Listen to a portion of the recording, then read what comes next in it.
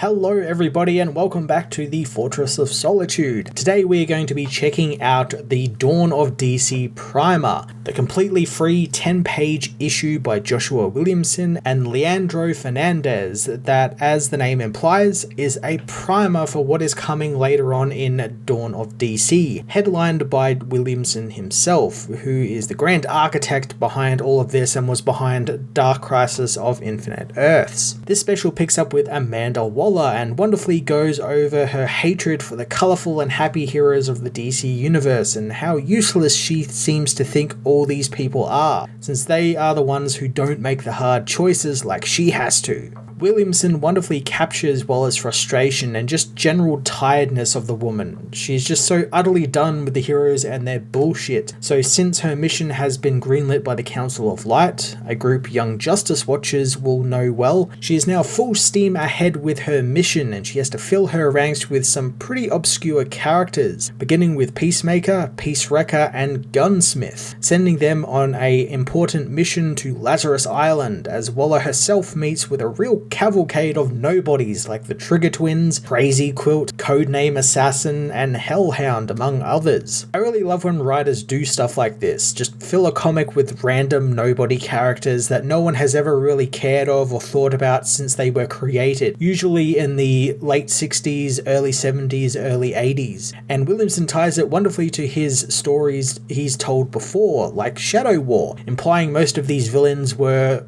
not seen because they were part of Slade Wilson's secret society and kind of like hiding in the shadows in the background of that event. The big idea for this meet is Waller offering the assassins and mercenaries a real chance to target the heroes, wanting them to actively seek out all of the heavy hitters and take them out of the picture. Not only that, we discover Peacemaker and his team were sent to Lazarus Island to retrieve something, and that something is the Helm of Fate, which reforms again, giving Waller one hell of a leg up over the heroes. This type of setup for an event is really fun, especially for the type of event this is setting up, something that feels quite large in scale. It's affecting everyone, all these different heroes, but it's also, thanks to Waller being the main antagonist, feels really grounded on Earth. Leandro Fernandez's gritty and grimy artwork really aided this, as usually the DC universe is very bright and colourful, and here it's reduced to a dreary, muted and realistic depiction, really mirroring how Waller views the world. She's a realist, she's not an optimist like Superman or Wonder Woman, so her view of the world is a very black and white and raw view. So getting that visualized throughout the issue and through the environments and characters was just really fantastic. Joshua Williamson continues to build out the Dawn of DC as we get ever so closer to Night Terrors, hinting at a more grounded, earthbound event to follow the more fantastical one, and I for one are very much excited for this. If you've begun reading DC during the Dawn of DC or have picked it back up, this issue is kind of a must read, and being that it's totally free, it's accessible to everyone. Definitely check this out. I'll throw an Amazon link in the description below. It's totally free, so you can just boot it up on your Kindle or up on the PC or your phone or wherever you read comics.